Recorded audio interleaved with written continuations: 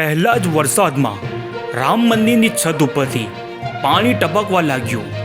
આ વાતનો દાવો અમે નથી કરી રહ્યા, પરંતુ ત્યાંના મુખ્ય પૂજારી રવિચંદ્ર કરી રહ્યા છે।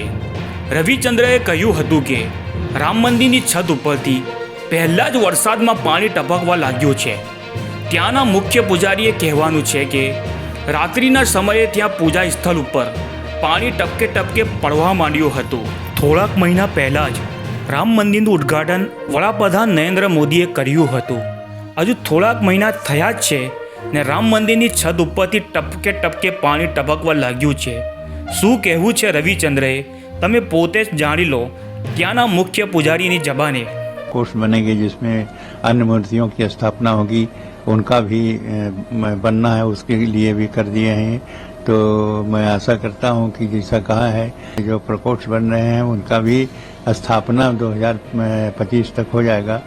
ये बहुत अच्छी बात है, क्योंकि 24 है, क्योंकि प्रकोष्ठ जो अनेक प्रकार की मूर्तियों की जो स्थापना होगी वो अभी हो जाएगा। उसके लिए उन्होंने विभाग बना दिया, मूर्तिकारों से की बात हो गई है ताकि उनकी जिम्मेदारी है वो, क्योंकि मंदिर निर्माण के स्वयं वो अध्यक्ष हैं।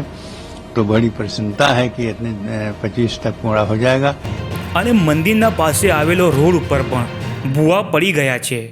તંત્રની બેદરકારી સામે આવી ગઈ છે મિત્રો।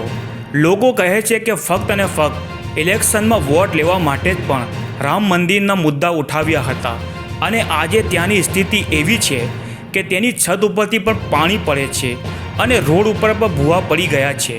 તમારું શું કહેવું છે આ ઘટના વિશે? કોમેન્ટ બોક્સમાં જરૂરથી જણાવજો મિત્રો। મળીએ બીજી વિડીયોમાં, ત્યાં સુધી રજા આપજો અને ચેનલને પણ સબસ્ક્રાઈબ જરૂરથી કરી લેજો।